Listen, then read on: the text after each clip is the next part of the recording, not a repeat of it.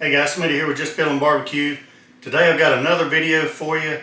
This is going to be a dessert video, kind of unorthodox. Some of you may have heard of this, some of you may not. This is going to be, I'm calling it, a cheesy apple pie cobbler. Stay tuned.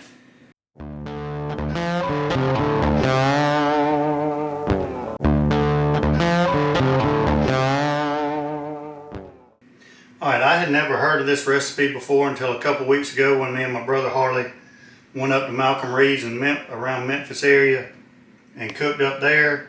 And we did this on a larger scale for a lot of people, giving out samples. And I didn't think it was going to work, but it was really good. So we're going to show you how we did it. I'm going to show you in this video today. So all you need is a pan, some kind of pan, doesn't really matter. I'm using a tin-foil pan today. You need a store-bought apple pie. I kept it in the box just to show you that this was a store-bought apple pie. Now if you want to be ambitious enough to make your own, then make your own apple pie, but there's really no need to. So we've got an apple pie, we've got a bag of sharp cheddar cheese, and we've got a little container of Cinnamon Toast Crunch seasoning, and that's it. And it's as easy as taking your apple pie and dumping it into your pan, and you can use a spoon, you can use whatever you want to, but I'm going to use my hands, and you're just going to break this up into the pan. Now I'm not going to make it like mush because I want these pieces of crust to be a little bit whole, so you get that crunchy bite still. But you're just going to kind of mix it up and kind of make the pan even. Just like that. Open up your cheese. Before that, we're going to sprinkle this with a little bit of the Cinnamon Toast Crunch.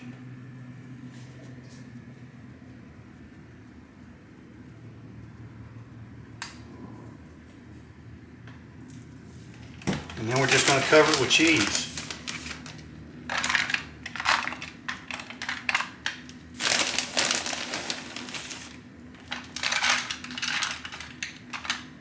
How much cheese? I don't know. We're just kind of eyeballing it until everything is covered with your sharp cheddar cheese. That looks pretty good right there.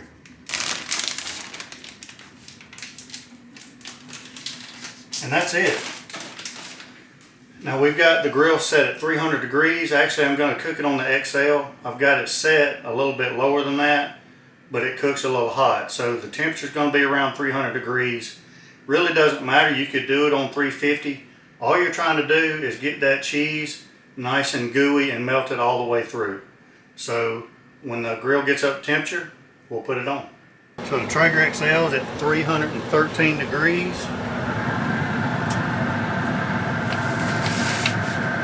Put it right in the middle of the rack, get it closed, and we're going to keep an eye on it until that cheese melts, maybe about 15-20 minutes. I'll let you know exactly how long it took us, so stay tuned. Alright, it's been exactly 20 minutes. Cut the grill off.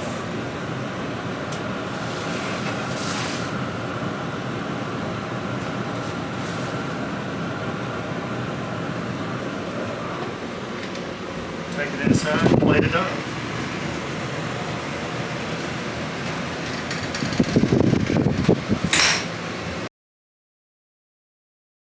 Alright, so we're going to plate up some and let Brandy try it. She has never tried this.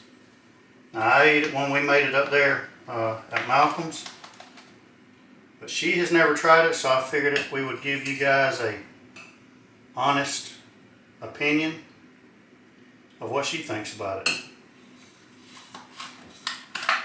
We may top it with just a tad more, just a little dusting of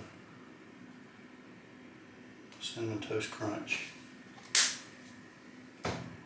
And that's it. We're going to let it cool for just a minute and then give it a try. Hey guys, I know I haven't been on here in a while, but I'm going to taste test this.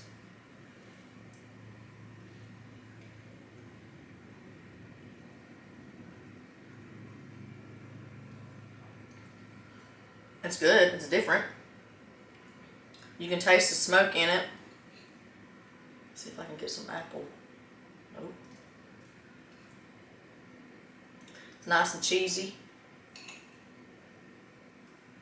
Not a bad little recipe, and it's very simple.